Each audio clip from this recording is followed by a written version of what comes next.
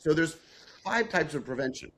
The first kind is what I'll call primordial or primitive prevention. And that is, how do you make sure your kids make it to childbearing age so the species can survive? So this is like inborn, innate. We don't even think of it's not in the textbooks. It's just a fundamental, right?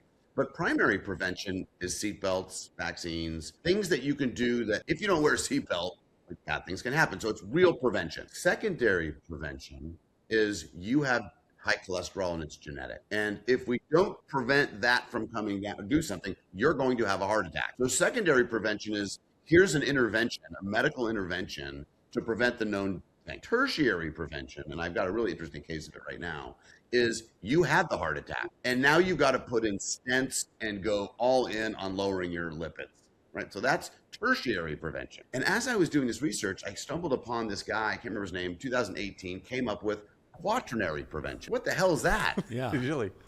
Quaternary prevention is avoid the healthcare system because it can make you sick.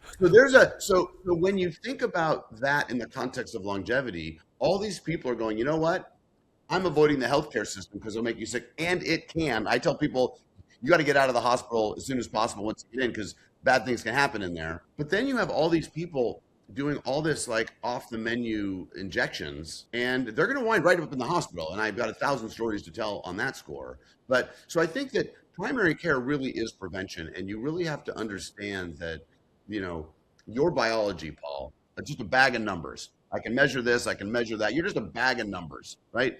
But the psychology that sits on top of your biology is the driver of the bus of all those variables.